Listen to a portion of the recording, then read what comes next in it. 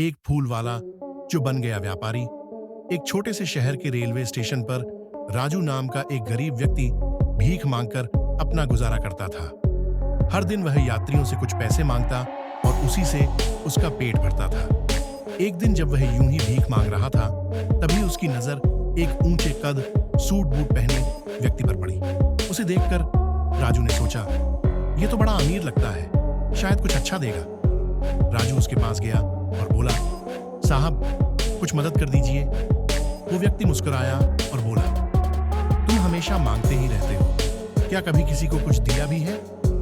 राजू थोड़ा सकपकाया और बोला, साहब मैं तो गरीब हूं, मेरे पास देने को क्या है? व्यक्ति बोला, मैं एक व्यापारी हूं, मैं सिर्फ लेन देन में विश्वास करता हूं। अगर तुम्हारे पास देने के लिए कुछ नहीं है तो तुम मांगने के लायक भी नहीं हो। इतना कहकर वो ट्रेन में बैठ गया और चला गया।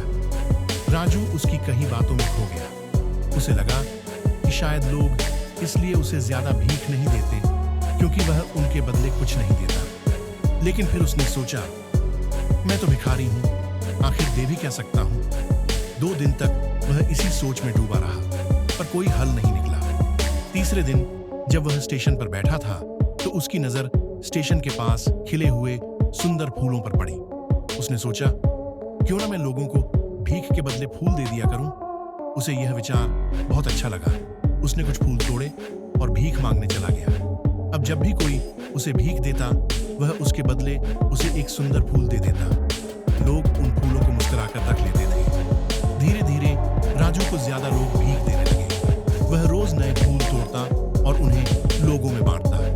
जिन दिनों उसके पास फूल रहते, उसे खूब भीख मिलती, और जब फूल खत्म हो जाते तो लोग भी नहीं देते। कुछ दिनों बाद वही लंबा व्यक्ति फिर उसी स्टेशन से ट्रेन में चढ़ा। राजू उसे देखकर दौड़ा और बोला, साहब आज मेरे पास देने के लिए फूल है, आप मुझे कुछ दीजिए, मैं बदले में फूल दूंगा। व्यक्ति ने मुस्कुराकर पैसे दिए और राजू ने फूल। व्यक्ति बोला, वाह आज तो तुम भी व्यापारी बन गए।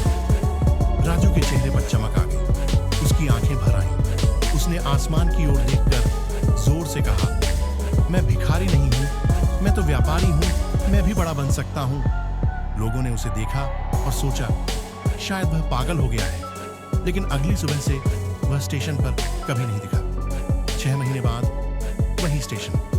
एक ट्रेन में 2 सूट बूट पहने लोग सफर कर रहे थे। एक व्यक्ति ने दूसरे से हाथ मिलाया और बोला, क्या आपने मुझे पहचाना?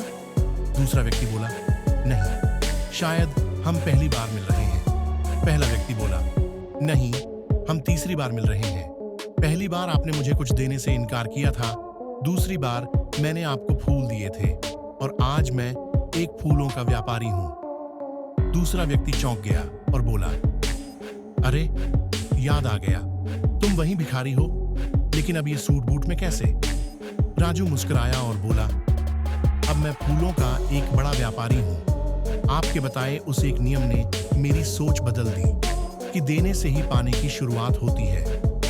पहले मैं खुद को सिर्फ भिखारी समझता था, लेकिन जब आपने मुझे बताया कि मैं भी व्यापारी हूं, तो मेरी जिंदगी बदल गई। लोग मुझे भीख नहीं दे रहे थे, वो मेरे फूलों की कीमत चुका रहे थे। मैंने छोटे छोटे फूल बेचकर पैसे इकट्ठे किए और फिर फूलों का कारोबार शुरू कर दिया, और आज मैं फूलों का एक बड़ा व्यापारी हूं। दोनों हंसते हुए स्टेशन पर उतरे और अपने अपने रास्ते बढ़ गए। कहानी की सीख। इस कहानी से हमें यह सीखने को मिलता है कि अगर हम खुद को बदल लें तो हमारी पूरी जिंदगी बदल सकती है।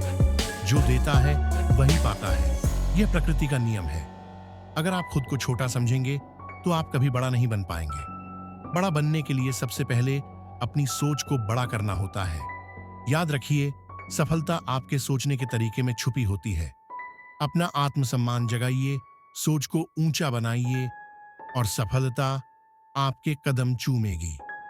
Subscribe to our YouTube channel Elizo X. Thanks, like